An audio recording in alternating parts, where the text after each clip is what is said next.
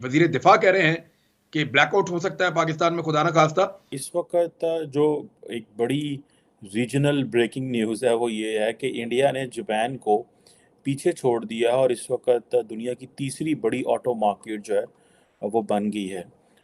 India के अंदर तकरीबन 4.2 मिलियन यूनिट्स जो हैं वो बिके हैं। आवाम को रोटी के लाले पड़ गए, आटे की कीमत को पड़ लग गए। Bharat has become the third biggest auto market of the world. Government set to sell LNG plants to Qatar, ये एक अफसोसनाक बात है। इंडिया ने ऑफिशियली तौर पे जापान को बीट कर दिया है। तो पाकिस्तान की तो खबर ये है कि सुजुकी जो है उसने अपने प्लांट शट बंद कर दिए, टोयोटा ने अपने प्लांट जो है वो बंद कर दिए, इंडस मोटर जो है, और कीमतें ऐसे पहुंची हुई हैं आसमानों पे जैसे क़यामत आ गई है। यानी ओपन मार्केट में कितना हो जाएगा, 300 से ऊपर। लेकिन अफसोस सद अफसोस, इस कदर तारीख दौर से शायद ही पहले कभी मुल्क गुजरा हो। वहाँ पे जो ऑटोमोबाइल इंडस्ट्रीज में जो कार्स या बाइक्स जो उधर अवेलेबल है, यहाँ पे तो दूर दूर तक पता भी नहीं है उनका। 2.5-3 महीने से टेक्निकल डिफॉल्ट की शक्ल में जा चुका है। जो गाड़ी वहाँ पे कोई 10 लाख की है, यहाँ पे कोई 40 लाख की है। और मज़े की बात है कि इनकम भी इंडिया के अंदर बढ़ रही है, जो कि दैट गिव्स अ मैसेज कि भाई इंडिया कितनी बड़ी मार्केट है।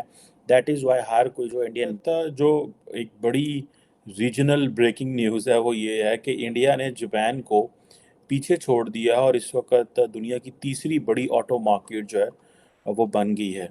इंडिया के अंदर तकरीबन 4.2 मिलियन यूनिट्स जो हैं वो बिके हैं, जबकि as compare to 4.25 million units, जबकि जापान के अंदर तकरीबन 4.2 मिलियन जो यूनिट्स हैं वो बिके हैं।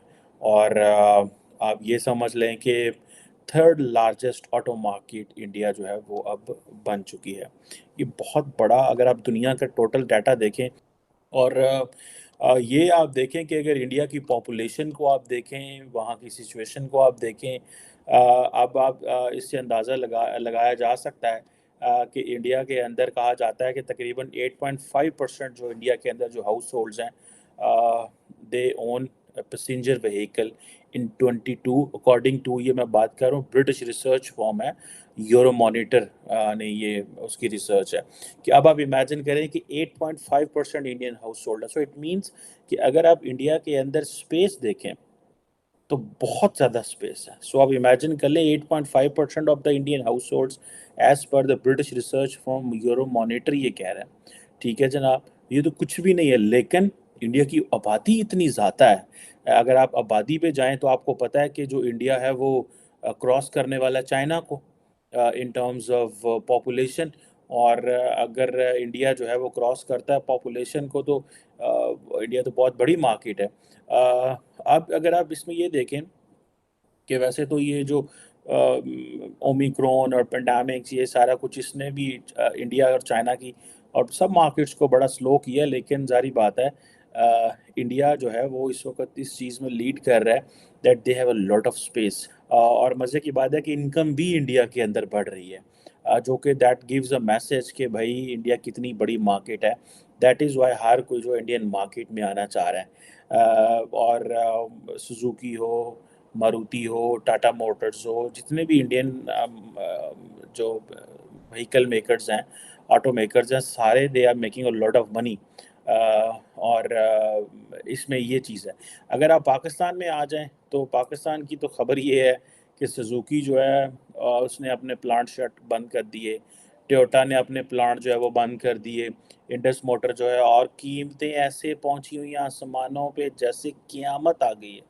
क़यामत वाली कीमतें हैं और गाड़ियां मिलती नहीं हैं। मैंने रिसेंटली जिन दोस्तों को भी गाड़ी लेते मैंने सुना है, वो कह रहे हैं कि गाड़ी हम ले रहे हैं, तो ट्रस्ट करें, हर बंदे की चीखें निकल रही हैं in terms of prices, and second वो कह रहे हैं मार्केट में गाड़ी भी नहीं है। दूसरी बात यह है कि देखें, ये शहबाज राना साहब की जो स्टोरी है ट्रिब्यून की, जो सेकंड स्लाइड में, government set to sell LNG plants to Qatar, ये एक अफसोसनाक बात है।